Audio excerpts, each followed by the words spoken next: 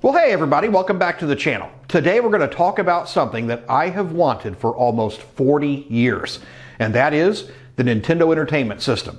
Up until this point, I've always wanted one, and I've never owned one. And now's my chance, thanks to a friend of mine, thanks Brian, for donating this one to the channel. Now it's been through the ringer. This thing's got bird poop on it. It's been outside during a rainstorm. Have no idea what it looks like on the inside or even if it's going to work. But I've always wanted one, and I'm determined to make this thing into a functional unit. Back at that time in 1985 when these came out, my family, we had an Atari 2600, that exact one right there. And I loved it. I mean, it was still fun, but I really wanted one of these, and my parents didn't get me one. And you know what? That's okay. We ended up getting a Commodore 128 a couple of years later that was awesome. But my best friend had the Nintendo Entertainment System with Super Mario Brothers, Duck Hunt, Zelda, all the great games, and we spent hours and hours playing it, and I remember it being just a fun time. So let's dig into this one, let's get it apart, and see if we can make this thing work. Stay tuned.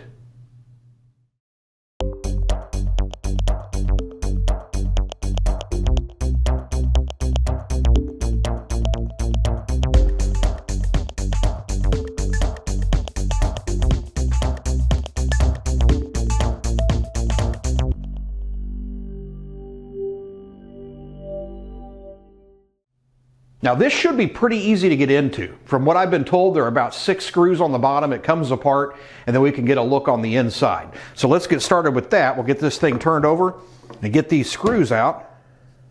And hopefully this thing won't be in too bad a shape. I'm hoping that, according to him, it ended up outside in the rain one time. So I'm hoping that we don't end up with any rust or anything that's ruined on the inside of it.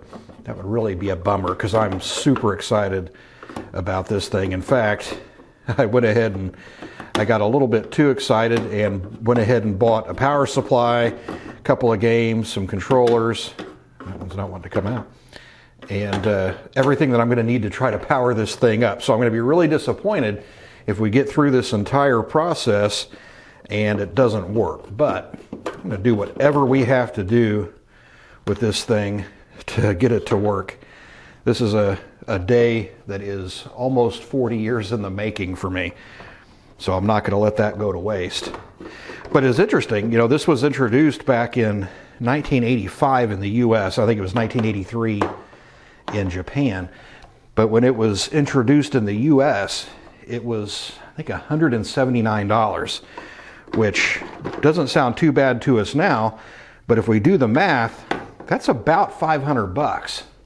So, you know, these were on par with some of the game systems of today, and these were the pinnacle of technology back then, just like the game systems now are. So, you know, to put it in perspective, this wasn't something that, you know, every family could necessarily afford to buy for their kids. It was a pretty big expenditure. All right, let's get this apart.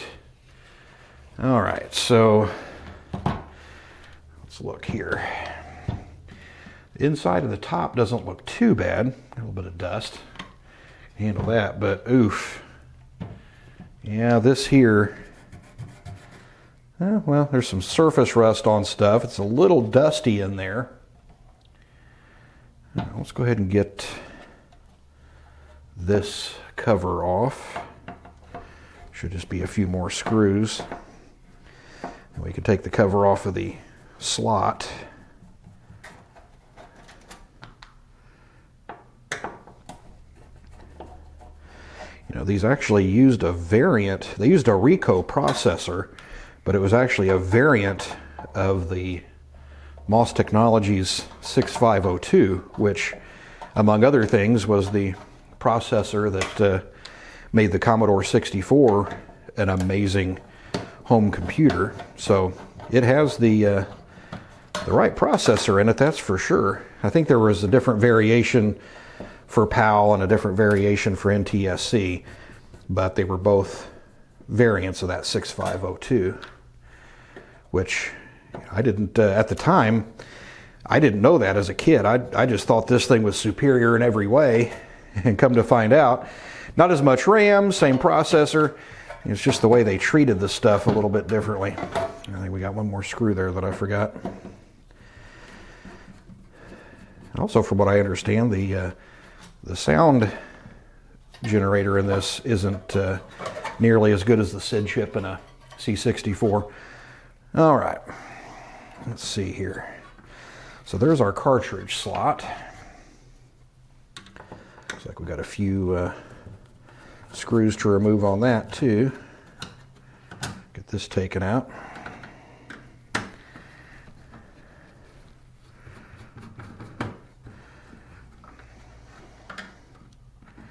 So it looks like a pretty simple piece of electronics here. Not a whole lot to it. That motherboard doesn't look like it's very big at all. But then again, I guess it really doesn't have to be, because it is only playing games. There's no keyboard, there's no disk drives, there's none of that. All right, so this is all, it looks like we do have to take those other two screws out here. Now, I've also been told that a huge issue with these as they get older is I think it's a 72 pin connector that runs across the back of it that makes contact with your cartridge, that those can get broken or worn out, and really the only thing to do with those is replace them. Apparently they're not a particularly serviceable thing once they start to fail.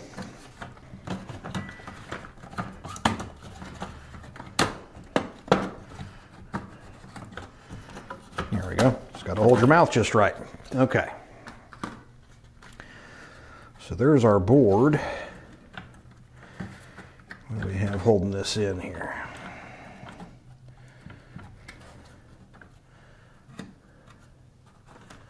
Don't really see any screws. Let's turn this around so I can get a little bit better look at this side. It looks like our RF modulator and video jacks might be holding us up a little bit. Let's take those out.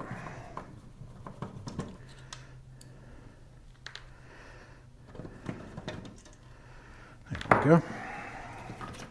Yep, that's what was holding us in. All right, now we've got the RF shield here. Let's go ahead and pull these connectors loose. All right. And the inside of that's just a little bit dirty. Bring in our board here. It looks like this just is held on with tension. Yep, there we go. All right. Copyright 1987 Nintendo. So maybe it was 1985 that it came out in Japan and 87 in the States. I don't remember. But this is an NTSC version, and according to the serial number on it, model number N.E.S. 001, I think this was the first revision of it, if I'm not mistaken. But let's take a look around this board here and see if we can figure out what's what. So it's a pretty well laid out board they have here. There's really not a whole lot going on. First thing you notice here is this is the expansion slot, and there were a lot of people who thought that maybe this was some secret Sega Master System port on the bottom of the NES. It was just for future expansion and something that I don't think they ever used. I could be wrong with that. If somebody knows different, then definitely leave that in the comments. But taking that aside, right here is that Rico processor, that 6502 CPU. Next to it over here, this is what they call their picture processing unit. This was a Nintendo chip that did all of the graphics and everything. This is what actually made the images and I think took care of the sprites and everything that were on the screen. Now, down here, we have actually 4K of RAM. Now, there's only 2K for the system, and that is this one here. The other 2K is video RAM. So, you know, it really didn't need a whole lot of RAM It seems like everything tended to run on the cartridges. So, you know, actually spec-wise, not really that good. I mean, it was just a very simple unit, not much RAM, a 6502 processor, which was still in use during that time, but nowhere near the 64K or so, or 48K, 64K, or up to 128K of RAM that some of the 6502 machines were using at the time. So a very dedicated, you know, purpose-built machine here, but it did use that 6502 processor. Now, if we look here, this edge connector should actually pull off, yep, for our cartridge slot. So it actually just brings that connector, kind of a gender changer, and on there. So we'll probably end up cleaning this up too, because those contacts on there are pretty nasty. So, well, we've looked over it. It looks pretty decent, other than a little bit of surface rust on this. Everything looks pretty decent. So I think I'm going to try to clean this up and see if this thing will actually work for us. And we'll start off just blowing this off a little bit, see if we can get some of this dust out of the way.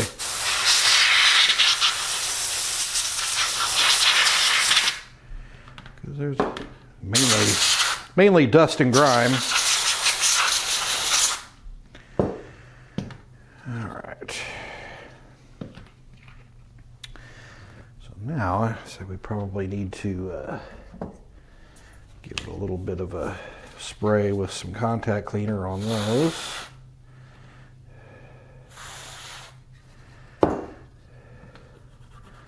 Yeah, that was just a little bit of dirt on there, probably from getting wet that time. Not too terribly bad. The rest of it looks pretty good. Ground plane, heat sink, everything. Go ahead and give that I'll give that a quick spray off camera so I can catch it, and we'll give that a little bit of a brush. Yeah, looks like this thing might actually end up being okay.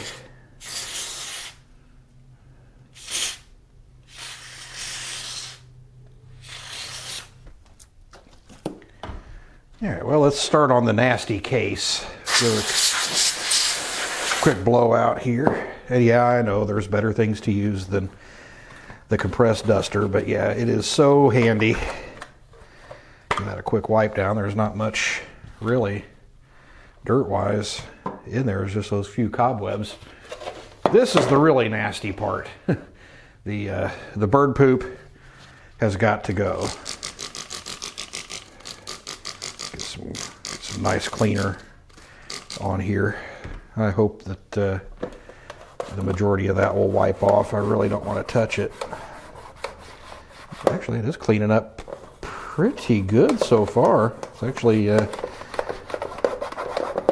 color is actually coming back on it. There's some pretty deep scuffs and everything in it, but this thing really has lived a difficult life. Been outside, birds pooping all over it. It just was unloved for a long time, it seems like. See if we can get down in here a little bit. There we go. All sorts of stuff down in those vents. I don't even think those are real vents. I think they're just decoration. You know, there was some speculation, I think I heard it somewhere, maybe read it somewhere, that the reason why they changed the design, since this is essentially the Famicom, which, you know, is what they were selling in Japan at the time, why they changed the design language of it so much for the US market, because, you know, the Famicom, you just plugged your cartridge into the top, you know, just like most other consoles at the time. And the speculation was that they wanted American parents to think that this, or feel like this was something that deserved to be in the living room and not just shoved in the kids' room somewhere. So they wanted to make it look like another piece of equipment that you may have around your TV, like a VCR.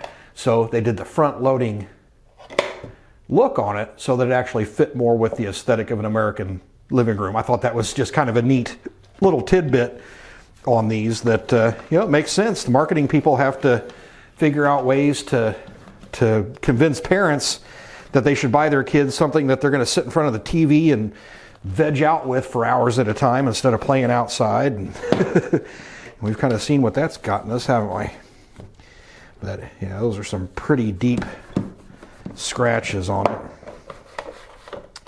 But really, that's not too terrible considering what the thing did look like. We got the poop off anyway. All right, what's the bottom look like? Yeah, bottom's pretty nasty. I think a little blowout on that probably be okay. And then we'll end up probably spraying a little contact cleaner in these switches, because you know that they've been sitting outside. There we go. I really hope this thing works. I really do.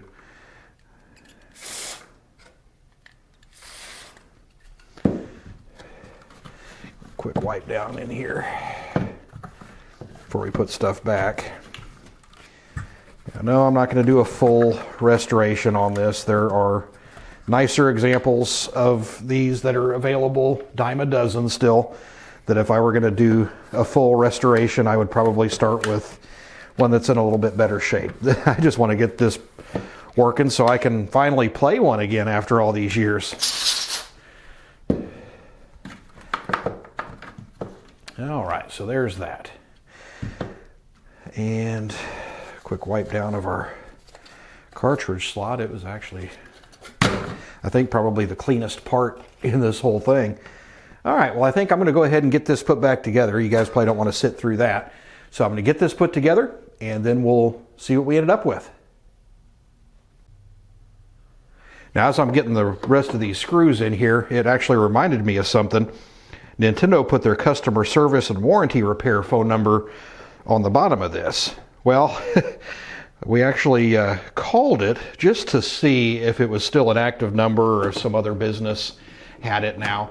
And believe it or not, that number still goes to Nintendo. So if you have one of these old N.E.S. systems laying around, that number on the bottom is still a good number. I thought about letting them pick up and then asking about the warranty on this thing, but I figured they would laugh. All right, so there's that. We've got our Nintendo put back together. Let me gather up everything we need to give this thing a test.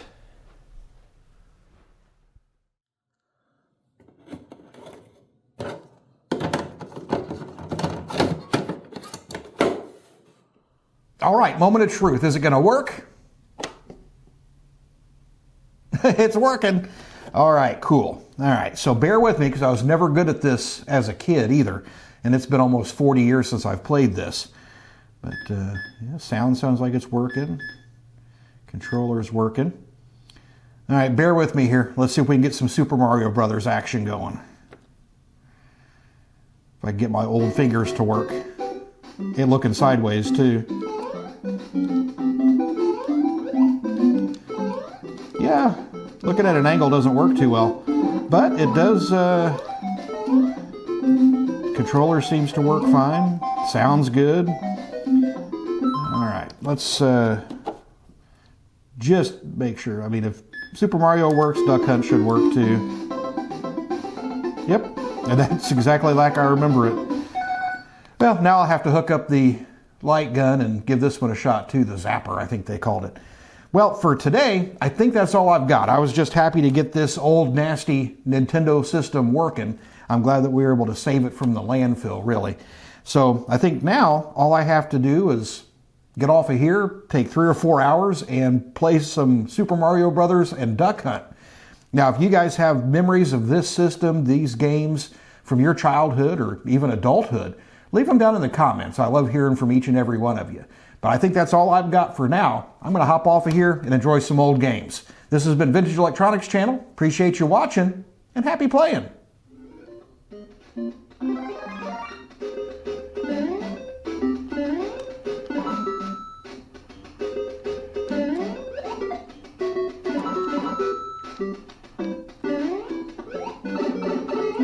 Man, I just never can get this.